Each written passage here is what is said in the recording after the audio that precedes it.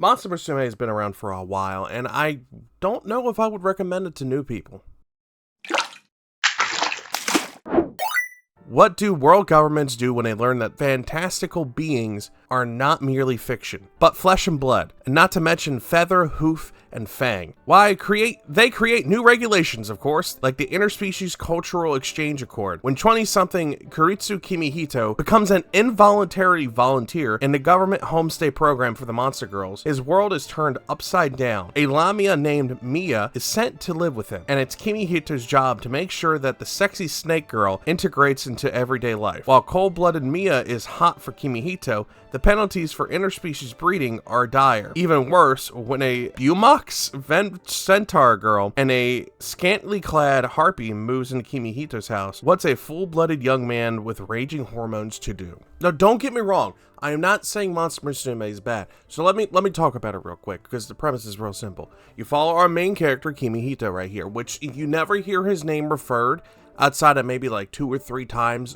until volume 15. He is forever referred to as Darling, because that's all they refer him to. So, you follow him as he takes on a foreign exchange student, essentially, called Mia, who is the first of her kind to be brought over as a monster girl. The monster girls have made contact, well, the monster species itself has made contact with the human race, and they have created a intercultural exchange program, essentially. And Kimihito was one day chosen by the government for some random reason to be the household person for this girl, and it kind of just evolves from there. You find out the struggles of what monster girls have to deal with prejudice and stuff like that in the first chapter, and her falling in love with him. Then you get introduced to a new character called Poppy, who is a harpy girl who is dense. Then you get introduced to Centauria, who is a centaur who is noble but is very shy when it comes to males, and especially Kimihito, because she falls in love with him because of how great he is in her eyes. And it kind of just develops as this goes on.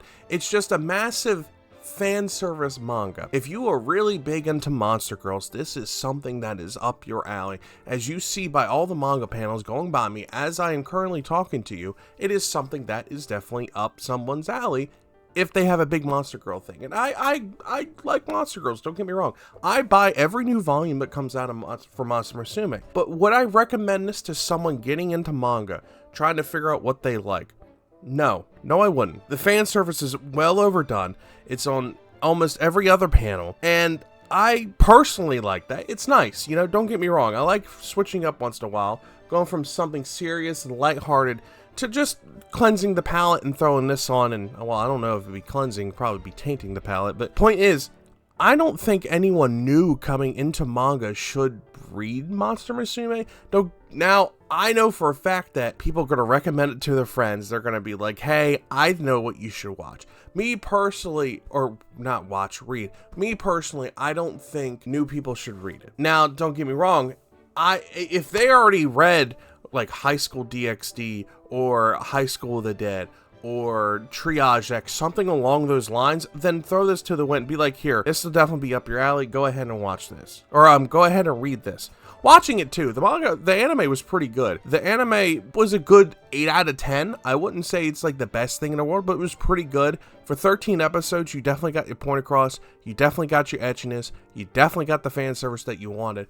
And it was just a good time. Essentially, it was a very good time, and I really enjoyed it. Now, let me go a little bit into the manga itself. That's my personal opinion when it comes to this. The manga itself, the story is very good until volume 10. Then it kind of loses that thing of, oh, there's this urgency of he can't date any of these girls, he can't do anything with these girls, because at that point they kind of just threw that concept to the wind. They can do, he's trying to marry one of them at one point later on in the volumes, but the art in this is actually pretty good. I like the details that comes into it when it comes to fantasizing him, or when it comes and shows the girls in a different light or perspective. They do a very good job when it comes to the details, how to lay it across, how to do the environment.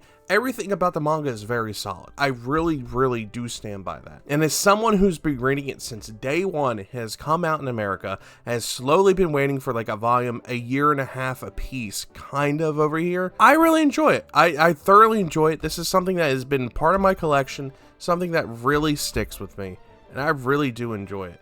Now, for others getting into it, it's going to be hard to find newer volume or the older volumes nowadays, to which it might cost you some extra money. And that's just part of the game, unfortunately, because people like to do that. And they go onto eBay with the older volumes and then make it super expensive. So for that, I am truly sorry. But if you are a veteran of manga, I'd say maybe 2-3 years into reading manga, I would definitely pick this up. I would try to. It has become like a cult classic, essentially, especially in the Monster Girl world. And it's become a reference point. And a lot of people point to this and is a introduction into Monster Girl, saying this is what people need. This is how you get introduced to them. See if you like anything more than just the girl with the wolf ears or the cat ears and the tail. See if you like more going towards more monster-like aspects, still with the human side to it. So let me know what you guys think about this mini rant. I really had this on the mind recently, and then I saw a video by Corey Talks talking about how good of a masterpiece that Monster Musume is, the anime, and I gotta agree, it's very, very good. I just wouldn't rank it at personally a 10 out of 10. Let me know what you guys think. Let me know what your favorite Monster Girl is. I'm really curious. Mine's sitting over here with the centaurs, but I want to know. Love you all, appreciate you all, and I will see you all later. Bye-bye.